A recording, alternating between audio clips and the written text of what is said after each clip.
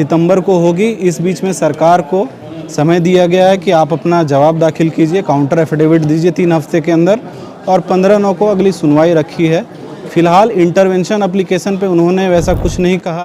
जो को जोहार तो गाते को नीत अड़ी मारंग अपडेट ना उडुंग हिजुग कना जे झारखंड मुख्यमंत्री हेमंत सोरेन जहां पेपर रे रद्द का नीतों हाई कोर्ट उना रे रोक लगाव कदा जो तो एग्जाम रे दो बांग कुछ एग्जाम रे रद्द को लगाव कदा हाई कोर्ट रोक लगाव कदा जे जहां लाहा खन नौकरी रे मेना को नुकुन को उडुंग का कुआ जो तो रे दो बांग कुछ रे रोक लगाव कदा और नीतों झारखंड मुख्यमंत्री हेमंत सोरेन 15-16 सितंबर हबी ते एविडेंस को कोय का दिया जुदी आम जहां पेपर रे रद्द का आमार पेपर रद्द करना और से नौकरी को बाहर कान नुको जुदी पैसा मते को नौकरी कदा से को जहाना के मेना खान जुदी गड़बड़ी तो आम 15-16 सितंबर हरिते एविडेंस अगुई में प्रूफ जमा में इसके बाद लासिया करवाई आंजमोआ तो Jharkhand rain high court supreme court Odean को जज को मेन कदा पहले पे उनको रोड के आंजम ता पे आज 10:30 बजे ऑर्डर्स विद डिफेक्ट में 3 केसेस लगे हुए थे।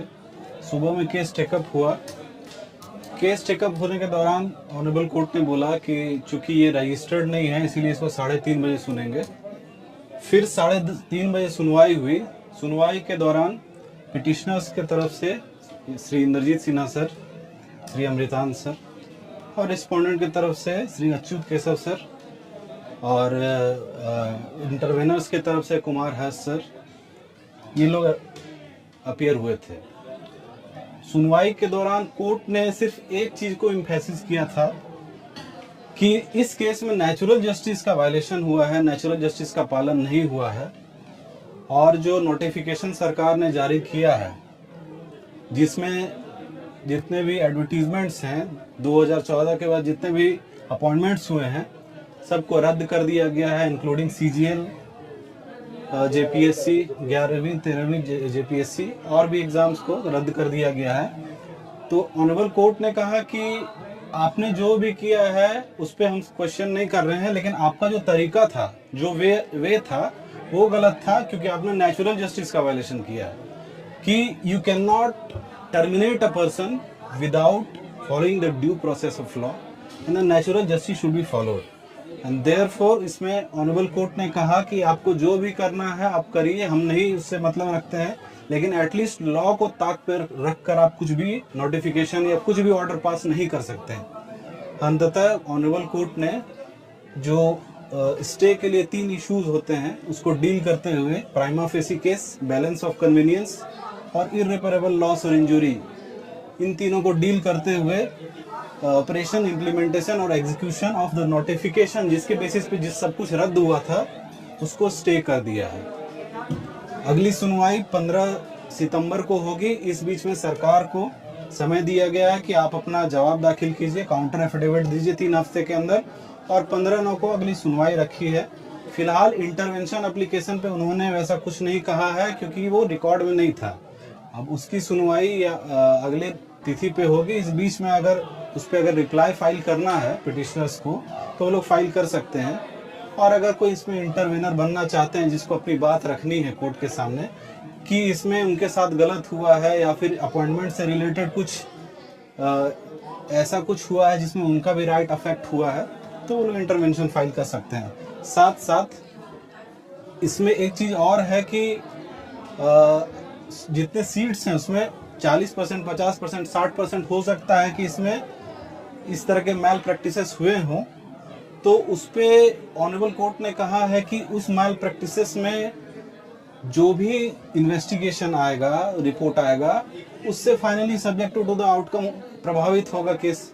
लेकिन इसमें ऐसा कुछ नहीं हुआ है, किसी पे स्पेसिफिक एलिगेशन लगाने से किसी का गिल्ट साबित नहीं होता है। तो जब तक गिल्ट नहीं साबित हो जाए तब तक किसी को उसके बिना गलती के नो फॉल्ट लायबिलिटी के बेसिस पर उसको रिमूव कर देना, टर्मिनेट कर देना, वो सही नहीं है। सेकेंडली कि ये रेगुलर अपॉइंटमेंट का मैटर है, इसमें बिना उनको अपॉर्चुनिटी ऑफ हियरिंग दिए, बिना प्रोसीजर ऑफ लॉ फॉलो किए हुए, बिना डिपार्टमेंटल इंक्वायरी किए हुए रिमूव नहीं किया जा सकता, टर्मिनेट नहीं किया जा सकता। लेकिन इसमें वही चीज हुआ है कि बिना अपॉर्चुनिटी ऑफ हियरिंग दिए हुए, बिना लॉ को पालन किए हुए, without following the basic principle of law and procedures of law, उन लोगों को टर्मिनेट नहीं किया जा सकता क्योंकि ये रेगुलर अपॉइंटमेंट है। सर सवाल रहेगा मेरा, जैसे कि 17 तारीख को रात को नोटिफिकेशन आता है कानून जी, विभाग की तरफ जी। से, इसमें 22 परीक्षा को रद्द कर दिया जाता है और 23 परीक्षा को लेकर जांच की बात जी। तो 22 परीक्षा पर स्टे लग गया जो जरूरत है। बिल्कुल, वो इंटायर नोटिफिकेशन जिसके बेसिस पे सारे एग्जाम्स को रद्द किया गया, उस नोटिफिकेशन पे के एग्जीक्यूशन, ऑपरेशन और इम्प्लीमेंटेशन पर ही रोक लगा दिया गया है। लोग जो जैसे सीजीएल के कर्मचारी हैं, जी। 11th 14 जेपीएससी के जी। जो अधिकारी हैं, जी, वो जॉब पे जा सब लोग प्रोटेक्ट हो गए हैं और डायरेक्शन भी दिया गया है कि वो लोग कंटिन्यू वर्क करेंगे।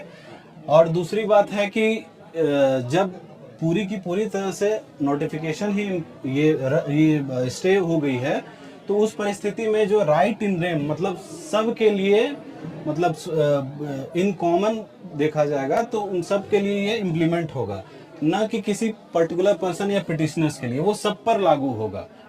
सरकार के जो अधिवक्ता थे उनके तरफ से क्या कहा है, क्या सरकार के अधिवक्ता ने कहा कि we have taken the policy decision, हमने पॉलिसी डिसीजन लिया और उसमें जो भी हुआ है, जो प्रोसीजर्स फॉलो हुआ है, वो हम अपना जवाब काउंटर एफिडेविट के माध्यम से देंगे। नाम परिचय सर। मेरा नाम अनुज कुमार त्रिवेदी हुआ, मैं अधिवक्ता हूँ हाईकोर्ट में ही, ये झारखंड हाईकोर्ट में ही। मैं पेंजम के मैं क्या कहना कि नितों सरकार मतलब फंसा करना है हम तंते खन 20 रोड रे सरकार नितों abo hobon lay kya but nuare full video na gapa bon nyala no channel re to na channel na subscribe to ठीक है मन खन जोहार।